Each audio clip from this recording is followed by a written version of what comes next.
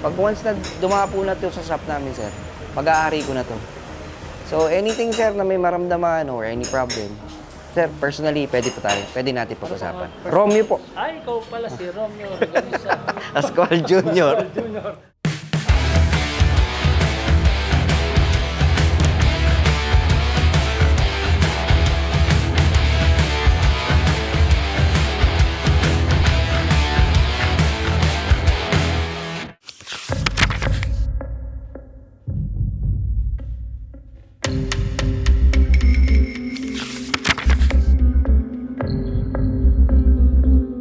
Bali po, concern po kasi ng customer yung kahit paon, yung parang wala na po siyang lakas pagka nangangabyo siya.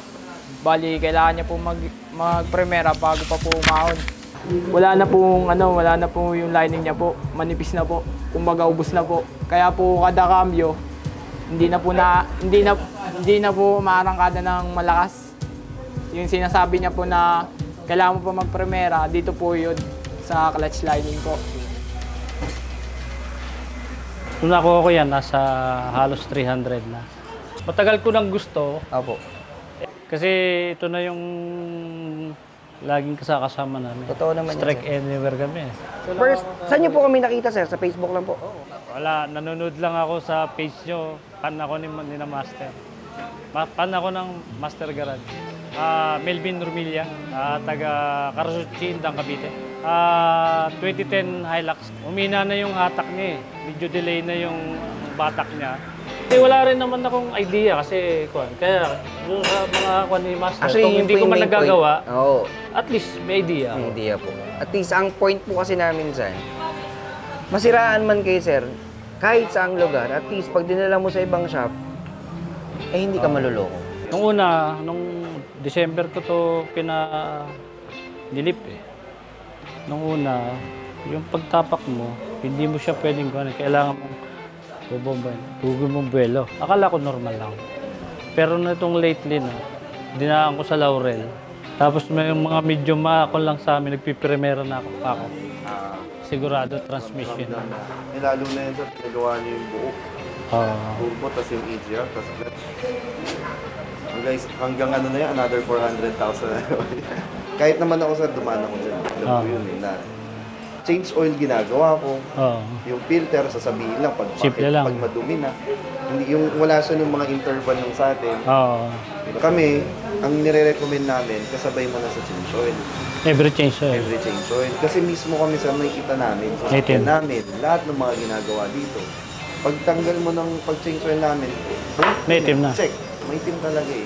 Eh magkano lang yung fuel filter, magkano yung mga injector, magkano mas mahal yun. Possible masira. Saka yung pinakamahirap dun, sir, yung hassle. Yung abutan ka sa daan. Kaya ito, pinalinis ko na rin. Siyempre, narito na rin lang ako. Kung sa ako nakahinga siya ng maluwag. Ayos. Sabi ko, akin ba yan? Kasi nung nakita ko, maitim. Tapos ngayon, nakita ko malinis. Ayos. Kasi kita mo na nalinis talaga. Dito nakikita kung anong ginagawa at anong pinapalitan, anong pinapalit. Very good. Kasi at least alam nila lahat ng gagawin. At marami kayong mekanikong tulong-tulong.